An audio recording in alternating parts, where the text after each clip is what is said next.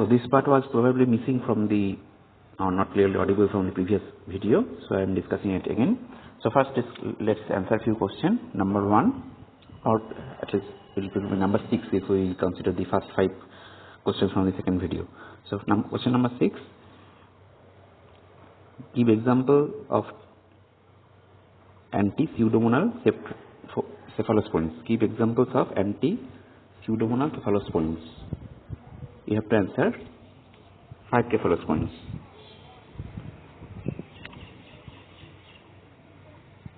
Number 7, which cephalosporin do not require dose adjustment in the renal failure patients? Which cephalosporin do not require dose adjustment in the renal failure patient? Number 8,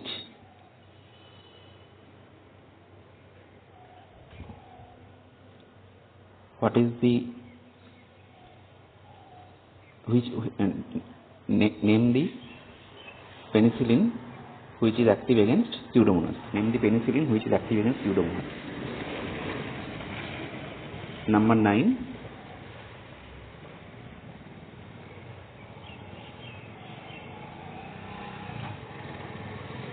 which cephalosporin can produce disulfiram-like reaction? Which cephalosporin can produce disulfiram-like reaction? Number 10, discuss one use of first generation cephalosporin, or tell one use of first generation cephalosporin. Okay.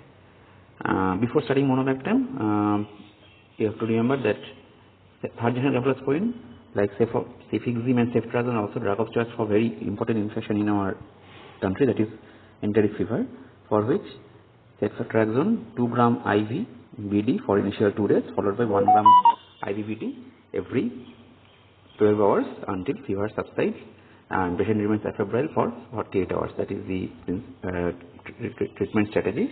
Average it will take 7 to 10 days.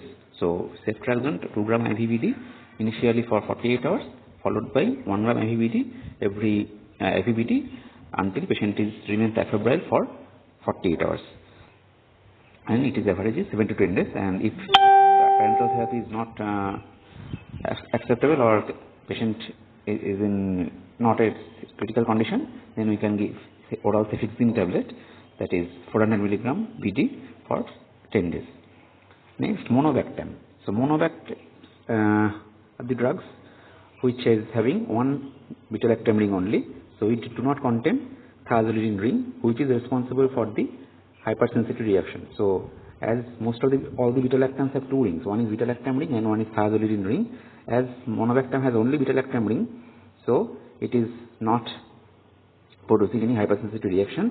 That's why penicillin allergic patients monobactam can be useful. So that is a unique property of monobactam. And another unique property of monobactam is that they are active only against gram-negative bacteria.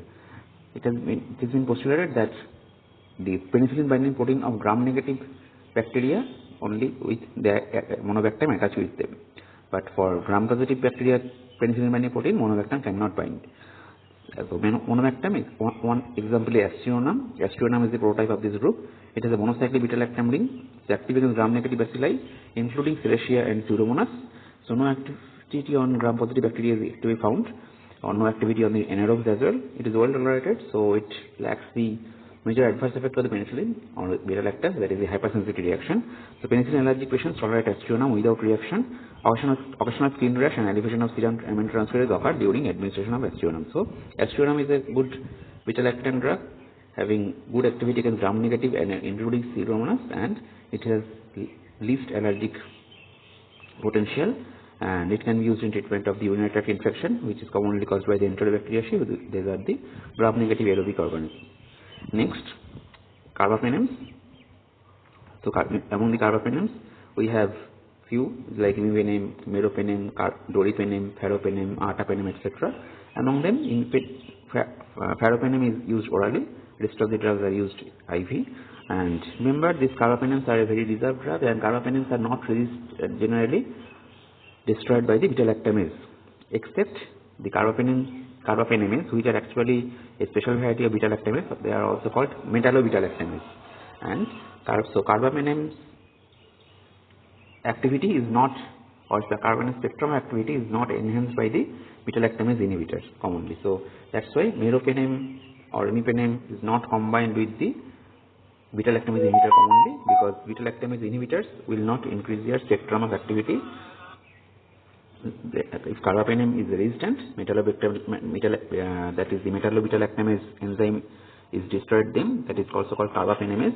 Then we have to use, if the organism is producing carbapenemase, then we have to go to the other antibiotics, not carbapenemase.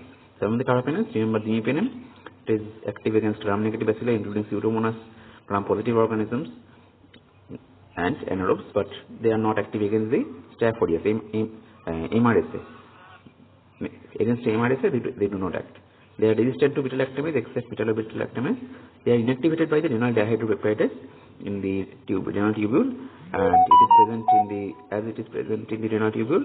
So, to prevent its degradation, a renal dihydropeptidase inhibitor is used, that is called cilastatin. Cilastatin is combined with imipenem in a fixed dose combination, and they can cause seizure, the exacerbated seizure. So imipenem is not used alone; it has to be combined with cilastatin to prevent degradation in the renal tubule by the dihydropeptidase. Meropenem has the advantage of this over the imipenem, that it is not degraded by the renal dihydropeptidase. That's why it needs not be combined with the cilastatin, and it also seizure provoking potential is less, somewhat more potent on the gram-negative aerobes, and this is a reserve drug. So imipenem, carbapenem, always you should remember there is a reserve drug for the treatment of the serious nosocomial infections like septicemia, febrile neutropenia, intra-abdominal infections.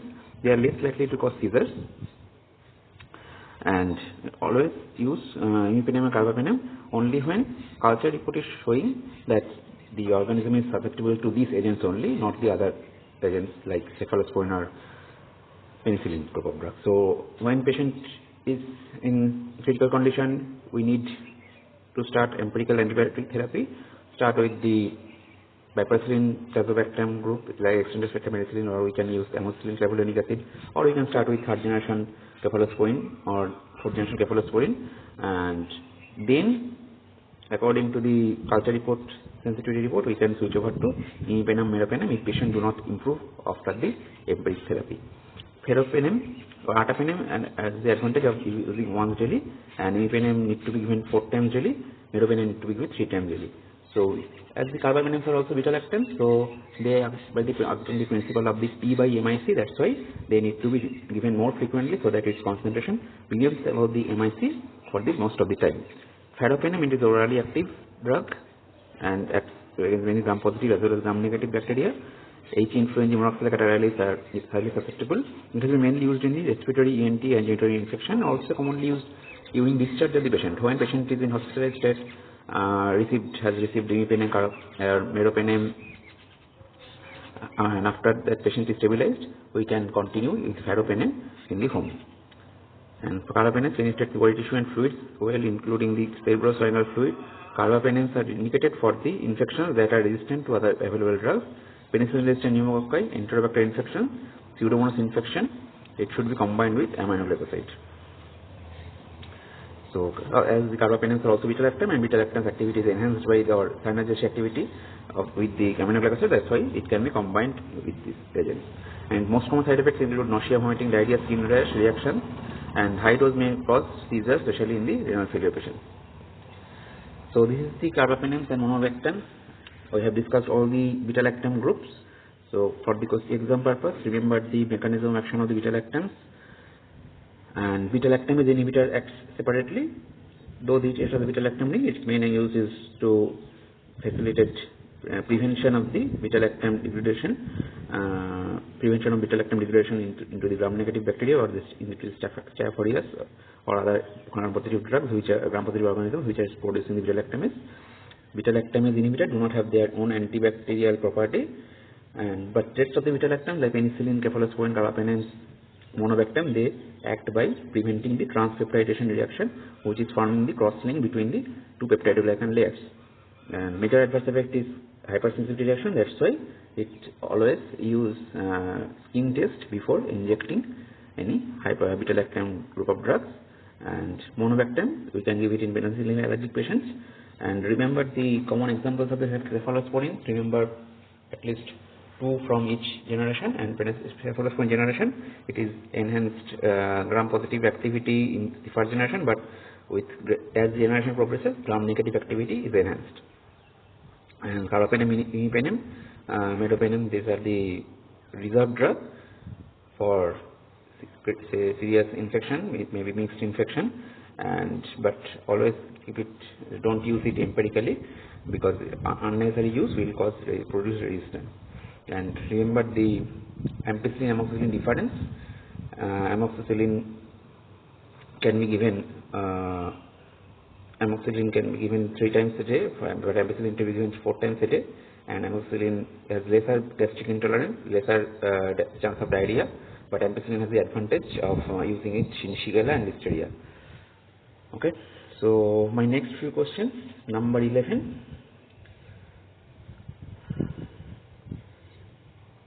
Imipenem is to be combined with which agent? Imipenem is to be combined with which agent? Number 12. Discuss 2 unique property of aztreonam. Discuss 2 unique property of aztreonam. And number 13.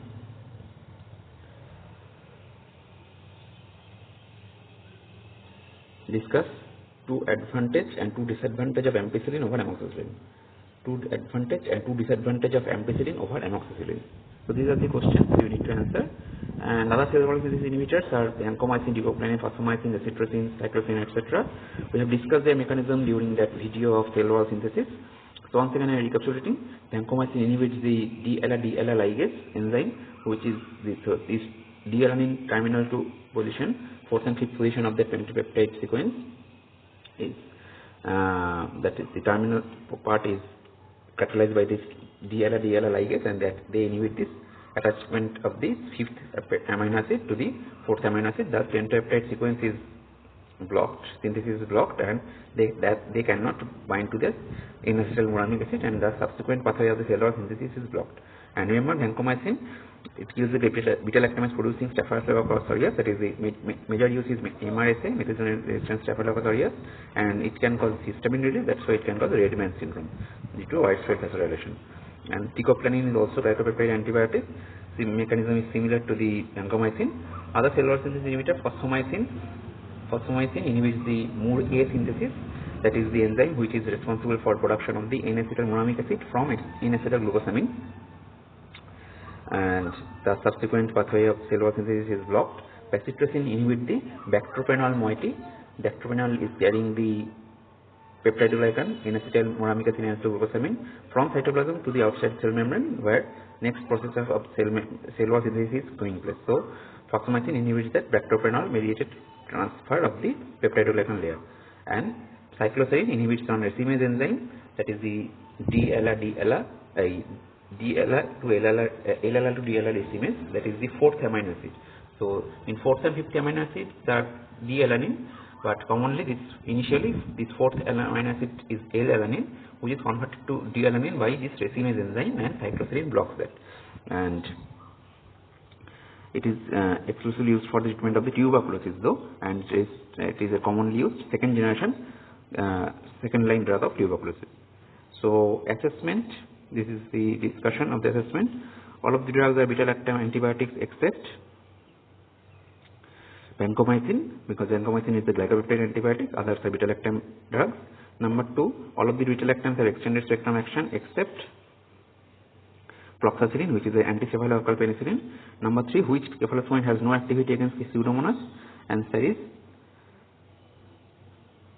cefotaxime. Cefoperazone is 3rd generation cephalosporin having anti-pseudomonas action. Cefepime is 4th generation, and ceftaroline is 5th generation. Cefotaxime has no, though respect it is 3rd generation, it has no anti-pseudomonal effect.